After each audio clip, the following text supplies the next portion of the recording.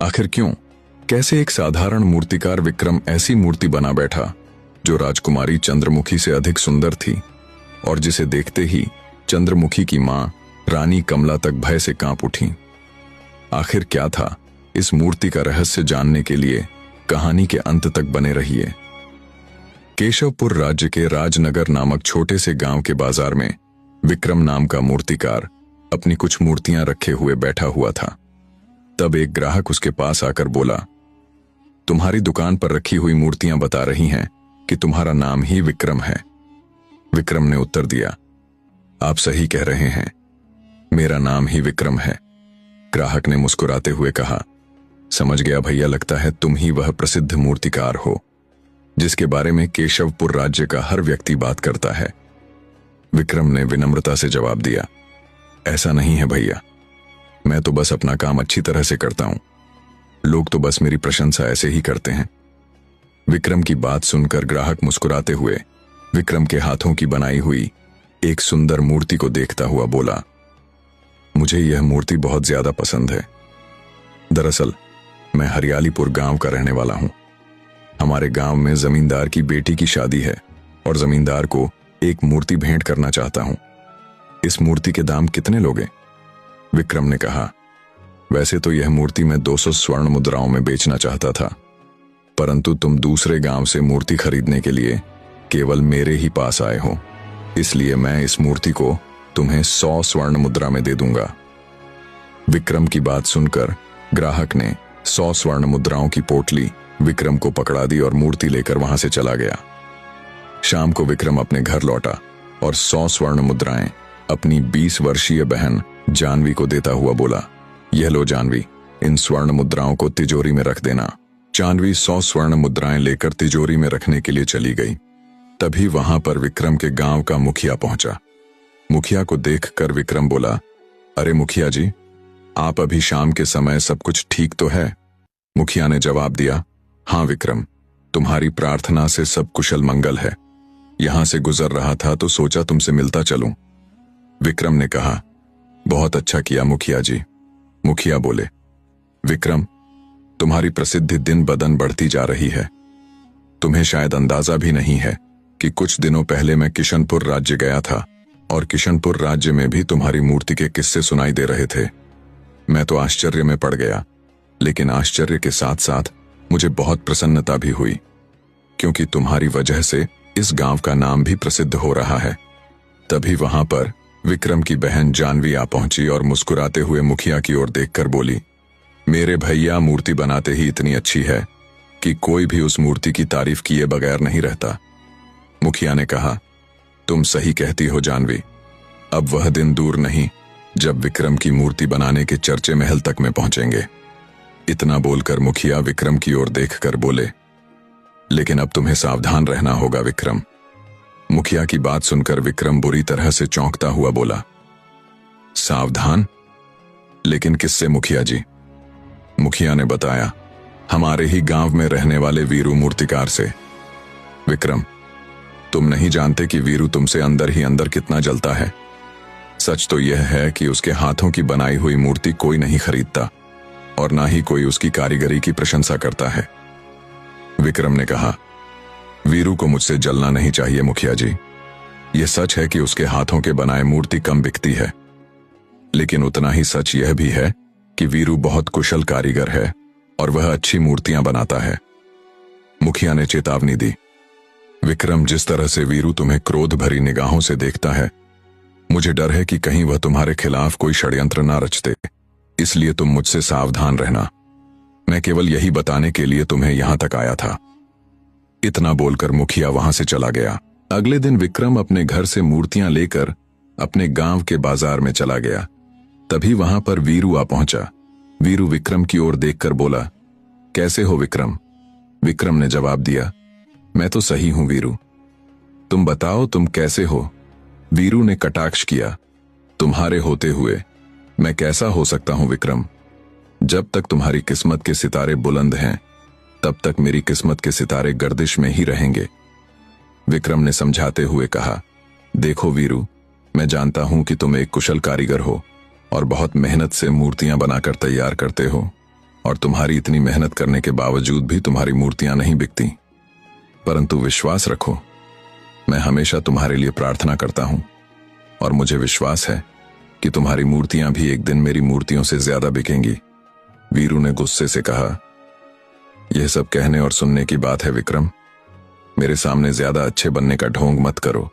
मैं मुखिया नहीं हूं जो तुम्हारी चिकनी चुपड़ी बातों में आ जाऊंगा। विक्रम ने बताया, देखो वीरू, कल ही मुझे मुखिया जी बता रहे थे कि तुम अंदर ही अंदर मुझसे जलते हो। आखिर तुम्हें मुझसे क्या जलन है वीरू? वीरू ने आरोप लगाया।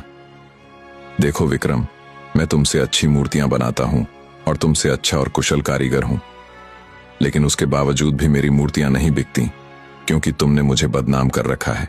मेरी बात ध्यान से सुनो विक्रम।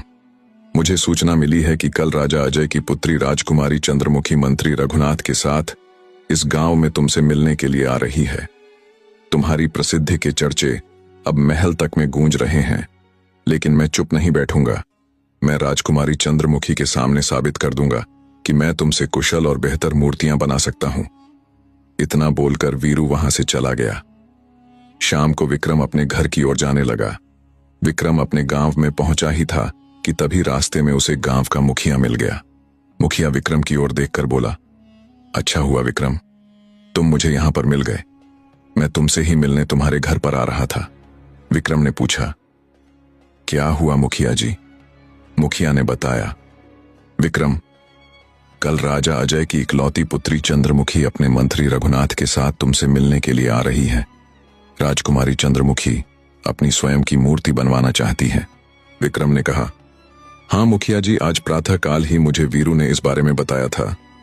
मुखिया ने पूरी बात खोलकर बताई। मेरी पूरी बात सुनो विक्रम। वीरू को इस बारे में इसलिए मालूम है कि एक सैनिक तुम्हारे बारे में ही गांव के बाजार में पूछताछ कर रहा था। पूछताछ करने के दौरान ही वीरू उस सैनिक से टकरा गया। वीरू ने उस सैनिक से खुद को तुमसे बेहतर मूर्तिकार बताया और तुम्हारे बारे में काफी कुछ झूठ भी बोला। वीरू की बात सुनकर सैनिक वीरू से यह कहकर गया कि वह राजकुमारी चंद्रमुखी को तुम्हारे साथ साथ वीरू के बारे में भी बताएगा और राजकुमारी चंद्रमुखी को इस बात के लिए मनाएगा कि वह तुम्हारे और वीरू के बीच एक प्रतियोगिता रखे। मतलब तुम्हें और वीरू को राजकुमारी चंद्रमुखी की मूर्ति बनानी होगी और जिसके हाथ की भी मूर्ति राजकुमारी चंद्रमुखी को पसंद आएगी, राजकुमारी चंद्रमुखी उसे इतनी ढेर स्वर्ण मुद्राएं देगी कि उसके साथ नस्लों को काम करने की आवश्यकता नहीं पड़ेगी। मुखिया की बात सुनकर विक्रम गहरी सोच में डूबता हुआ मुखिया की ओर देखकर बोला, समझ गया मुखिया जी, इसीलिए वीरू आज मुझसे कह रहा था कि वह राजकुमारी चंद्रमुखी के सामने साबित कर देगा कि वह मुझसे बेहतर मूर्ति बनाने का कारीगर है। मुखिया जी, मुझे इस वीरू से कोई डर नहीं और ना ही मैं वीरू से अच्छा मूर्ति बनाने का कारीगर होने का दावा करता हूं। मैं कल भी यह कहता था और आज भी यह कहता हूं कि मैं बस अपना काम मेहनत और ईमानदारी से करता हूं। बस इससे अधिक मैं और कुछ नहीं कह सकता। विक्रम की बात सुनकर मुखिया विक्रम से बोला, मुझे लगता है राजकुमारी चंद्रमुखी सुबह तक यहां आ जाएगी। यहां आने के बाद वह सबसे पहले मुझसे ही मिलेगी। मैं राजकुमारी चंद्रमुखी और उनके मंत्री को सुबह तुम्हारे घर पर लेकर आ जाऊंगा।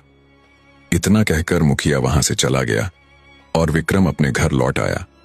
विक्रम को गहरी चिंता में डूबे हुए देखा।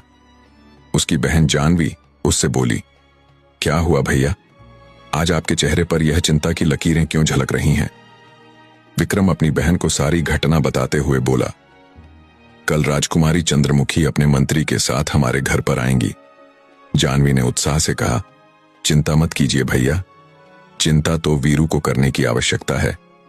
मुझे पूरा विश्वास है कि वीरू आपसे अधिक सुंदर राजकुमारी चंद्रमुखी की मूर्ति नहीं बना पाएगा। अपनी बहन की बात सुनकर विक्रम मुस्कुराता हुआ चारपाई पर लेट गया।